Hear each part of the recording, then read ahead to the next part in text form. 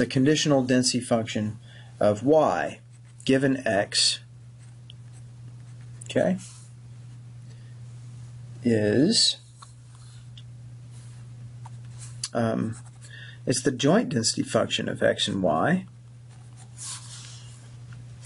divided by the marginal density of x. Okay, so in fact, before I can even do this, I got to go get the marginal density for x. Gosh.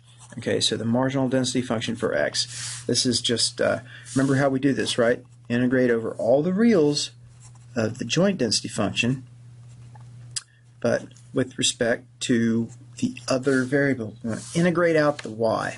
Just integrate it on out of here.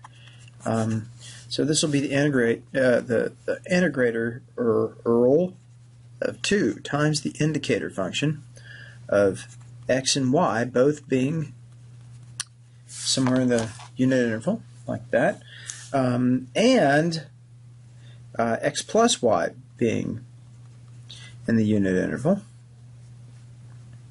Yeah, that's right, and then dy. Okay.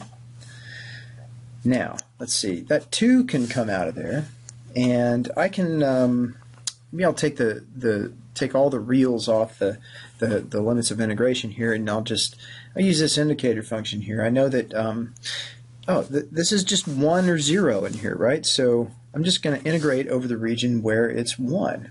Y goes from 0 up to where? Give you a second to think about this. This is the hardest part of your life. Y goes from here to where? Very good. Take a look at the picture. Where does y go? Where does y go? It goes from 0 up to this line, 1 minus x, right? This is the line 1 minus x. Oh, and of course, I guess I better multiply this whole integral, I guess, by the indicator function that x takes on a value between 0 and 1. Okay? Alrighty. So, let's see, what does that turn out to be? That's 2 times, let's see, I'll go ahead and pull that indicator function over like so. And this is just y, 1 minus x, right? It's just like that. You should always check to make sure that your answer sort of makes some sense too. Remember, this is the density function for x. It's the density function for x. That is, if I can take this, I mean, this isn't really exactly how you want to think about it, but it's a pretty good way. Take this triangle here, the triangle picture, and turn it on its side. I want you to know, how does the x variable behave? Forget about y. Squish it. Get rid of it. Get it on out of here. How does that x variable behave? Well, it goes between 0 and 1. It's 0 everywhere else. Yeah, okay, so that indicator function solves that problem. X cannot be, it's going to occur outside this unit interval with probability 0. Now, if it's in that unit interval, it's got to be much more likely to be closer to 0 than it is to 1, right? Yeah, and in fact, sure, if you put a small number in here, then you get something close to 2 for the whole thing. If x is close to 1, however, then this is close to 0, and the whole thing is close to 0, and there you go. Okay? So yeah, it sort of checks out by eyeballing it. Anyway, now I'm going to come back and get the conditional density function. Okay? This is the density of y given x, y given x, right? Yeah. And this thing, so this is defined to be joint density function of x and y over the marginal of x, right? Both of which I have now. Okay. So this is the top part is 2 times the indicator of x and y both being in the unit interval, and 0 less or equal to x plus y less or equal to 1. Okay, all over 2 times 1 minus x times the indicator that x is in the unit interval, right? Like that. Oh, goody. 2's cancel. I love canceling. I especially love canceling 2's. All right, so I've got 1 over 1 minus x times an indicator over an indicator. Do we really need... Yeah, we need this, right? This says that if x is in the unit interval, then everything is fine. But if x is not in the unit interval, what happens? If x is not in the unit interval, remember this thing still attempts to tell us something about the behavior of y given x. If x is not in the unit interval, then we don't really know anything about the behavior of y, and in fact, this density function should be undefined. And in fact, that's exactly what happens. If x fails to be in the unit interval, this becomes a 0, and none of this makes sense. Okay? So if you don't like the way this appears with all these indicator functions, remember, you can always write it this way. It's the same thing as saying, it's 1 over 1 minus x for x in the unit interval and y in, let's see, 0 to 1 minus x, or it's 0 for x in the unit interval, but y not in 0 to 1 minus x. Okay? And it's undefined. Undefined when x is not in the unit interval. Okay? Okay, so you sort of have those 3 cases there. And I think if you look at this, all this stuff, you'll see that it matches up perfectly with this stuff, unless I've made a mistake, which is probably what has happened, but maybe not.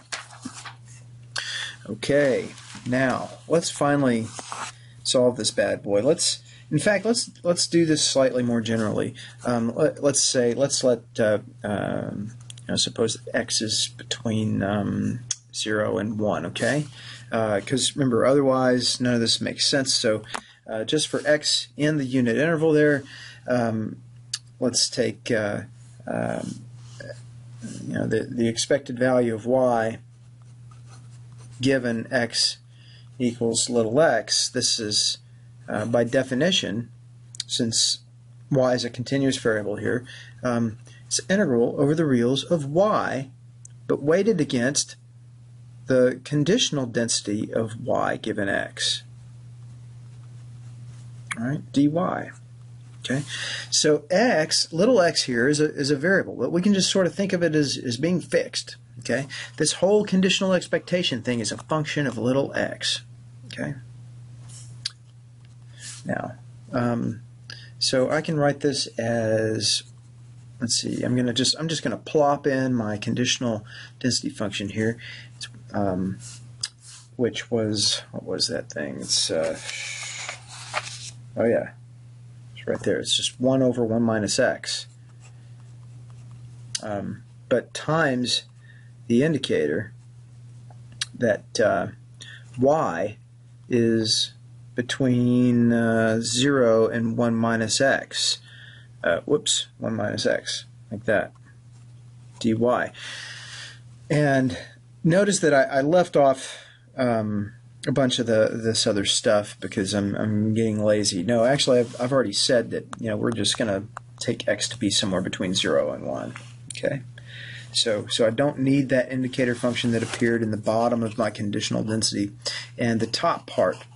Okay, the top part, this just reduces to if I fix x in the unit interval, then y runs from 0 up to 1 minus x. And so, in fact, this is all you need. The Beatles were wrong. So this is oh, you know what? Remember what this indicator function business does when you have a statement in here that's about this variable? Can't I just use this to write my limits of integration now. Go from 0 to 1 minus x of y times 1 over 1 minus x dy, right? And so, of course, this just becomes 1 over 1 minus x times, let's see, y, because it comes out, right? It comes out, there are no y's in this factor. Then I'll have a y squared over 2. My limits are 0 to 1 minus x. And let's see, I think this is, so this is 1 minus x squared over that. One of those cancels. I get a 2, carry the 9. 1 minus x over 2, I think. Of course, I think we're missing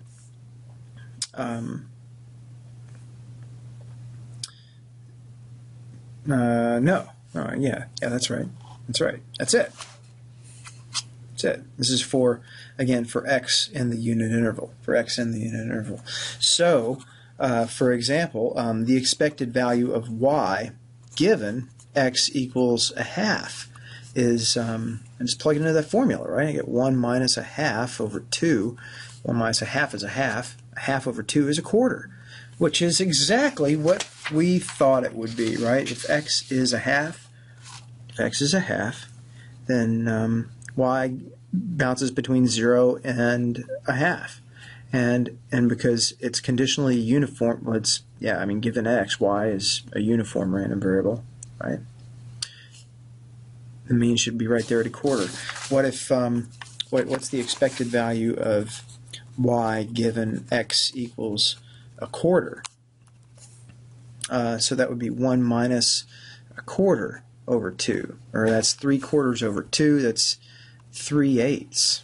Okay, and that also looks about right, I think. If x is here at a quarter, then y goes from a quarter up to 3/4. Okay, so on the average, what's the mean there? What's the average of 0 and 3/4? It's half of 3/4, or 3/8. Okay, if x is here at 3/4, then you'd expect y to run to be right at 1/8 on the average, right? This is 3/4. This is a quarter. So right there, half a quarter is an eighth. Good job.